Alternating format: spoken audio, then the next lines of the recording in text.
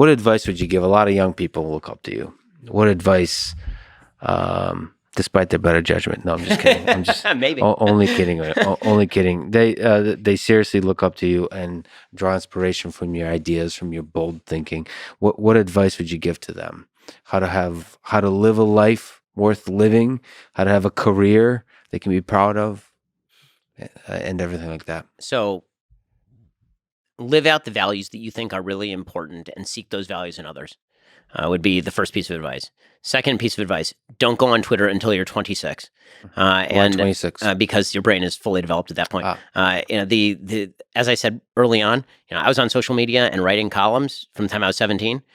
It was a great opportunity, and as it turns out, a great temptation to say enormous numbers of stupid things when you're young. I mean, you're kind of trying out ideas, and you're putting them on, you're taking them off, and social media permanentizes those things and engraves them in stone, and then that's used against you for the rest of your life. So I tell young people this all the time: like, if you want to be on social media, be on social media, but don't post. Like, watch if you want to take in information, and more importantly, you should read books.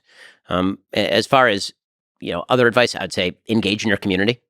There's no substitute for engaging in your community. And engage in interpersonal action, because that will soften you and make you a better person. I've become a better person since I got married. I've become an even better person since I've had kids. So you can imagine how terrible I was before all these things.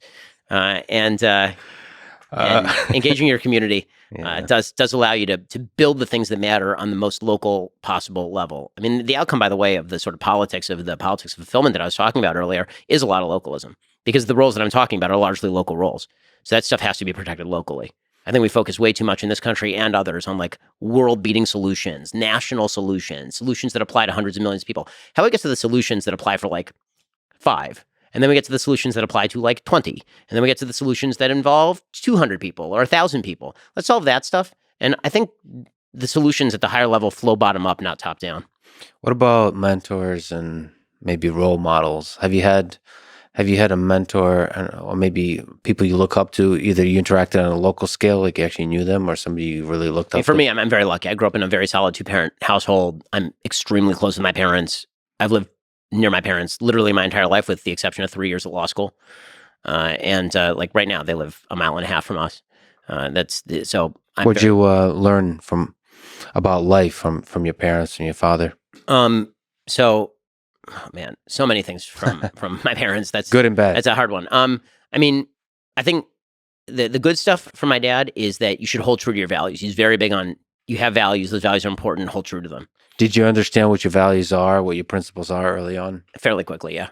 Yeah. And so, he was very big on that, which is why, for example, I get asked a lot in the Jewish community why I wear a kippah. And the answer is, it never occurred to me to take off the kippah. I always wore it. Why would I take it off at any point? That's the life that I want to live, and that's the way it is.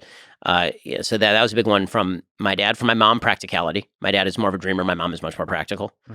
And so the sort of lessons that I learned from my dad are that you can have this sort of the counter lesson is that you can have a good idea, but if you don't have a plan for implementation, then it doesn't end up as reality. And I think actually he's learned that better over the course of his life too. But my dad. From the time I was very young, he wanted me to engage with other adults, and he wanted me to learn from other people. And one of his rules was, if he didn't know something, he would find somebody who he thought did know the thing for me to talk to. That was a big thing. So I'm very lucky. I have wonderful parents.